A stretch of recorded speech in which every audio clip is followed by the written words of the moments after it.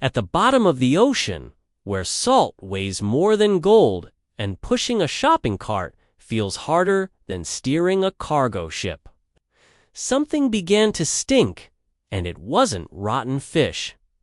The sardines swam in circles, performing miracles with their wages just to buy half a dozen tomatoes and a bag of sauce less. Pasta, inflation was knocking on the shell, and the suit-wearing sharks, with crocodile tears and rehearsed speeches, said, "It's the war, it's the bird flu. The supply chain, it's the weather, it's destiny." While wiping their eyes with $100 bills, the CEOs were warming up their profit pools filled with imported salmon and truffle oil. But deep down, in the dark current, there was another smell: rotten eggs, fresh profits, and a well-wrapped lie. During the bird flu crisis, the message was clear on grocery store posters.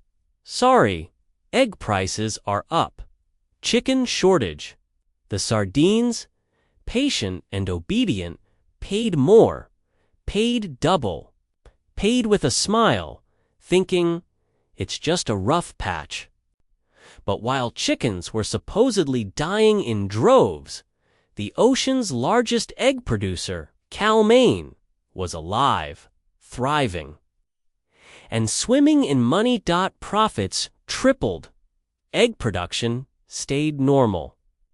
The company's stocks soared like a sardine. Dodging taxes, there was no crisis. There was a golden opportunity disguised as tragedy, and the school believed it. Because who would suspect that the biggest disaster is just a strategy wrapped in a fragile shell? During the pandemic, the sharks discovered a precious secret: sardines will pay more. As long as the excuse sounds noble, narrative became a weapon.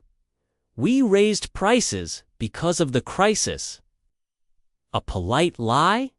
Reality: costs went up 10%. Prices went up 70%. The media swallowed it. The graphs made it look smart, and shareholders applauded with caviar-stained fins.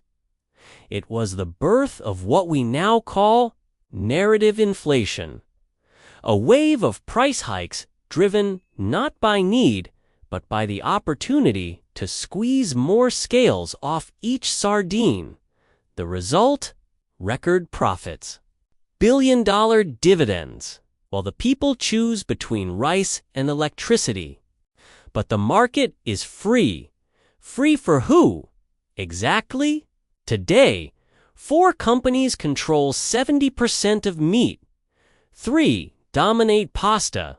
2 rule canned tuna.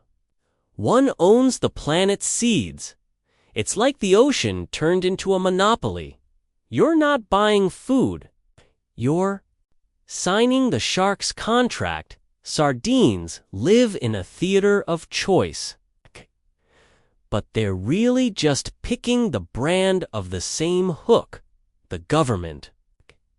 It tries to help with subsidies, but guess who gets the money?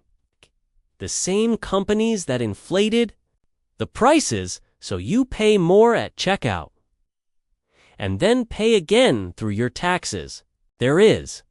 But it doesn't come from the surface. It comes from below. From sardines who start swimming together. Mexico, for example, looked at the chaos and said, enough. They created a controlled basket. They negotiated directly with producers and supermarkets. Even Walmart had to join the game. Result? Cheaper baskets. Food on the table. Dignity preserved. It wasn't a miracle. It was political will plus the courage to face the sharks. Meanwhile, around here, we keep recycling.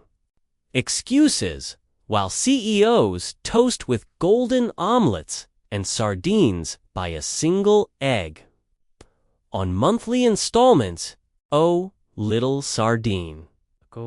You still believe the problem was bird flu?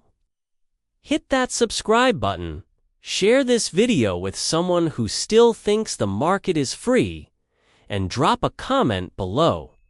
Not a sucker sardine, quo, because if we don't expose who's cooking this inflation, we'll keep paying the price, literally.